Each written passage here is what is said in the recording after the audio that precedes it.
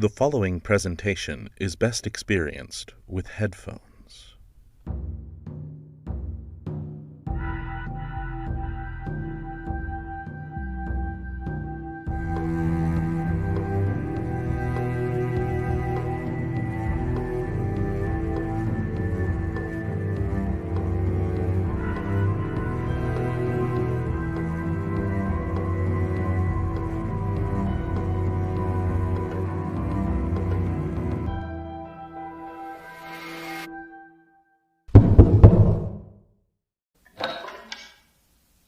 Greetings, honored guests. Tonight, the Circle is following its yearly tradition, as we will find them in the House of Branching Paths crypt, which is opened once again this year in celebration of this most spirited night.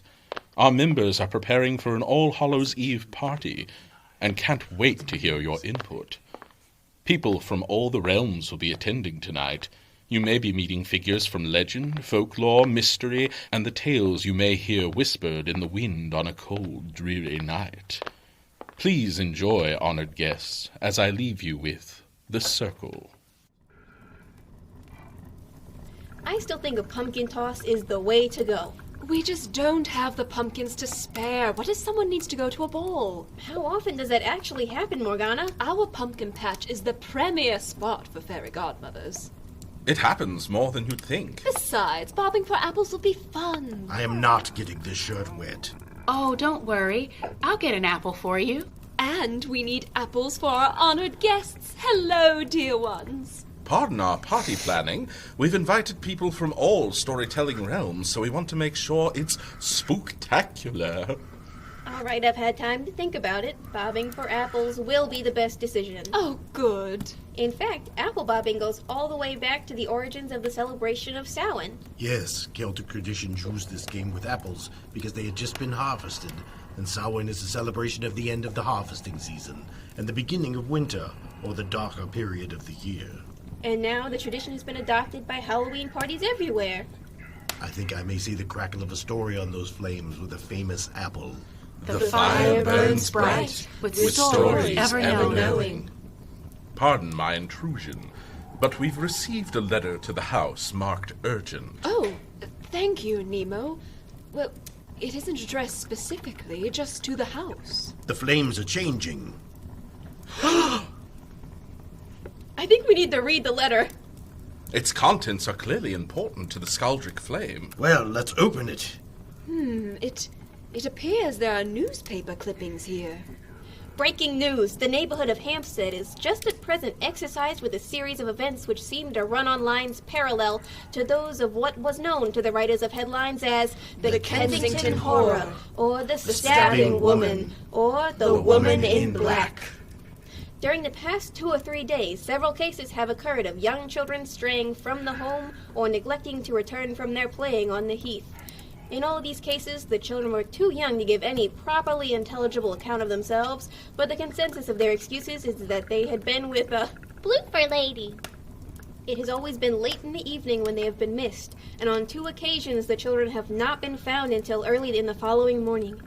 It is generally supposed in the neighborhood that, as the first child missed gave as his reason for being away that a blooper lady had asked him to come for a walk, the others had picked up the phrase and used it as occasion served. This is the more natural, as the favorite game of the little ones at present is luring each other away by wiles. The police of the division have been instructed to keep a sharp lookout for straying children, especially when very young, in and around Hampstead Heath, and for any stray dog which may be about. That sounds terrifying. I wonder what could really be happening. Oh, look! There is a letter here as well. It reads, Hello, my name is Dr. John Seward.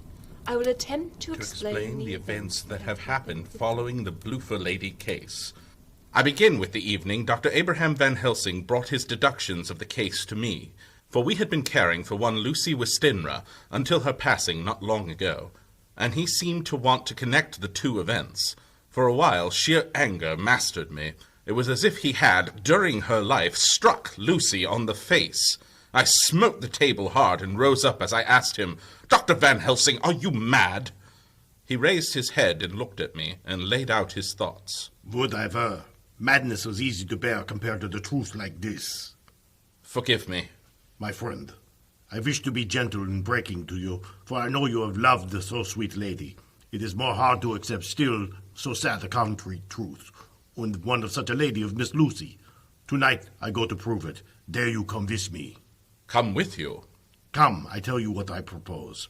First, that we go off now and see that child in the hospital. We shall tell him nothing, but only that we wish to learn. And then...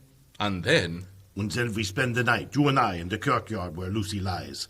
This is the key that locks the tomb. Well, we had better hasten, as the afternoon is passing. My, is Dr. Seward saying that Miss Lucy is the Bloofer lady? It wouldn't be the first time the undead made an appearance on Earth.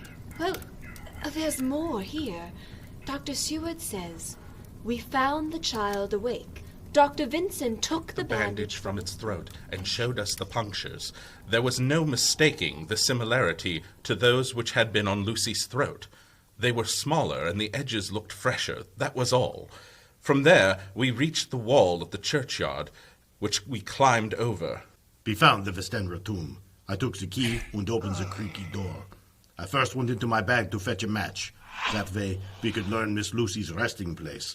After we had located it, I took out a turn screw. What are you going to do? To open the coffin. You shall yet be convinced. I went away to get the coffin case open.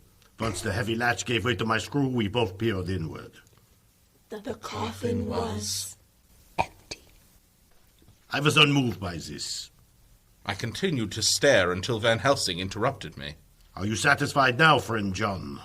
I am satisfied that Lucy's body is not in that coffin, but that only proves one thing. And what is that, friend John? That it is not there. That is good logic so far as it goes. But how can you account for it not being there? Perhaps a body snatcher? Ah, well, we must have more proof. Come with me. He took me amongst the headstones and made as if to wait. Not willing to question Van Helsing, I made my spot behind a yew tree and waited. Suddenly, I thought I saw something like a white streak moving between two dark yew trees at the side of the churchyard, farthest from the tomb. At the same time, a dark mass moved from my side of the ground, and I hurriedly went towards it. I followed the professor and found he was holding in his arms a tiny child. When he saw me, he held it out to me and said, Are you satisfied now? No. I wasn't quite ready to make this connection between Lucy and the children who had gone missing. But Van Helsing, doggedly as ever, convinced me to return the next night to prove his theory. This sounds very familiar to those tales of the vampire. You must be right. Read on, Morgana. All right, Van Helsing walked over to Lucy's coffin The next day, and I followed. He bent over and again forced back the leaden flange. And then a shock of surprise went through me, for there lay Lucy. Are you convinced now? I was silent as the professor pulled back Miss Lucy's lips to show her teeth. See, they are even sharper than before. Are you of belief now, friend John? Do not press me too hard all at once. I am willing to accept. How will you do this bloody work? I shall cut off her head and fill her mouth with garlic, and I shall drive a stake through her body. I agreed to this act against Lucy, but we would be in need of assistance. That evening, Arthur Holmwood, former betrothed to Miss Lucy, came into Van Helsing's room, and he told us all that he wanted us to do. I want your permission to do what I think good this night. May I ask what it is we are to do? I want you to come with me, and to come in secret to the kirkyard at Kingstead. Where poor Lucy is buried, and then... To enter the tomb. Professor, are you in earnest? It seems some monstrous joke. It is no joke. That went in the tomb? To open the coffin.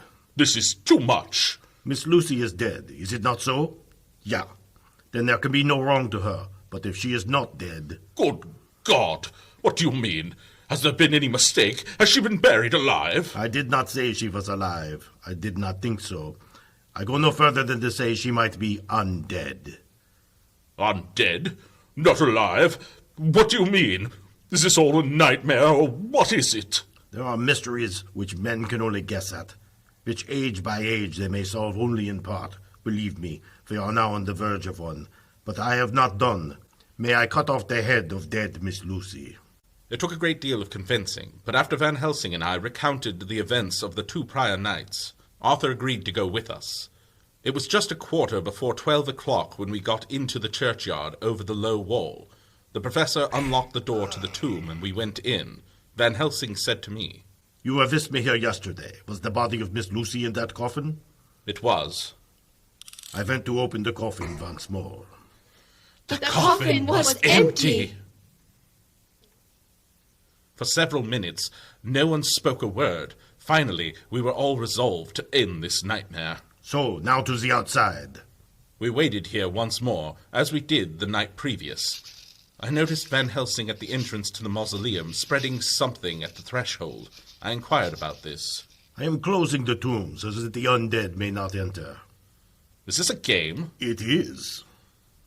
What is that which you are using? The host. I brought it from Amsterdam. We all sat for many minutes, then... Shh! I pointed. Far down the avenue of yews we saw a white figure advance, which held something dark at its chest. The figure stopped, and my own heart grew cold as ice. I could hear the gasp of Arthur as we recognized the features of Lucy Westenra. Yes, it was Lucy Westenra, but yet how changed. The sweetness had turned into a... Heartless cruelty. We could see the lips were crimson with... Fresh blood. When Lucy saw us, she drew back with an angry snarl.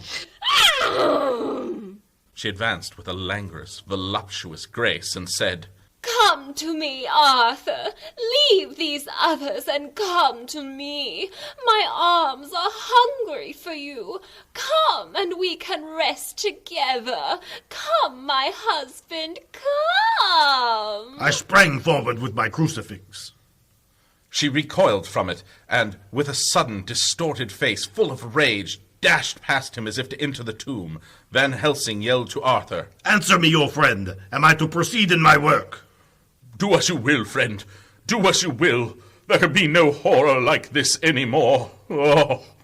Immediately I began to take the various contents from my bag, and placing them for use. First I took out a Soldering iron. and then a Small oil lamp. then my Operating knives. and last Round wooden stake. Before we do anything, let me tell you this.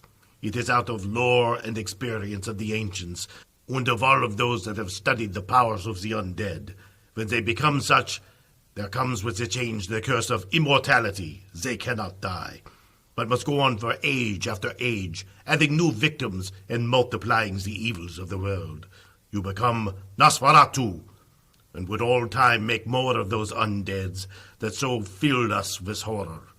The career of this unhappy dear lady is but just begun. Arthur, can you commit the deed? My true friend, from the bottom of my broken heart, tell me what I am to do. Then I shall not falter. Brave lad, a moment's courage, and it is done. Take this stake in your left hand, ready to place the point over the heart, and the hammer in your right. I watched as Arthur took the stake and the hammer, placed the point over the heart, and then he struck with all his might. The thing in the coffin writhed, and a hideous, blood-curdling screech came from the opened red lips. The body shook. In wild contortions. The sharp teeth. Champed together till the lips were cut and The mouth was smeared with a crimson foam. Finally it lay still. The terrible task was over. There, in the coffin, lay no longer the foul thing that we had so dreaded, but Lucy, as we had seen her in life. I sawed the top off of the stake, leaving the point of it in her body. Then we cut off the head and filled the mouth with garlic. We soldered up the leaden coffin, screwed on the coffin lid, and gathered up our belongings. Before we moved away, Van Helsing said, Now, my friends, one step of our work is done, but there remains a greater task. To find the author of all this sorrow and stomp him out. I have clues which we can follow, but it is a long task, and there is danger in it. Shall you all not help me? We have learned to believe, all of us, is it not so? And since so, do we not see our duty? Yes! And do we not promise to go on to the bitter end? Each in turn, we took his hand, and the promise was made. Signed, Dr. John Seward. A story with great pain. But why would they send the letter? Perhaps as a warning? It says they are searching for the author, the original creator. You know, this all sounds awfully familiar, very similar to a case our dear friend Bram Stoker was involved with in 1897. Ah, yes. He never did fully recover from that experience. In fact, honored guests, that is precisely why he had to step away from the circle. He took the time to compile what he had observed in his novel, Dracula. You don't think Vlad Dracula has found his way to the House of Branching Paths? Surely we would have had to invite him in. Unless someone else did without us knowing. Nan! Oh no! Wait! Did anyone see that? Something is moving outside the crypt doors. It's gonna be a long night. My apples are going to get waterlogged.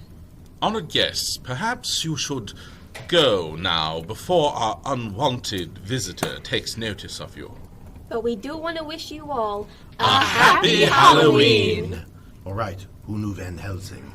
I ran into him centuries ago. I think I can take the lead on this endeavor. I'm still familiar with his practices. For now, honored guests, we must say goodbye. Yes, my friend, I do believe I see the crackle of a story on those flames. But for next time, The fire burns low, with stories ever glowing. Honored guests, come, follow me, for you mustn't stay at our house for too long. I'm so sorry. Vlad seemed so nice when he asked to come in. It'll be all right. The circle knows how to handle it. Stay close behind, my guests. Whatever you do, don't answer any voices you hear on the way out. Oh, but do come back. Hearing the circle's stories brings me to life.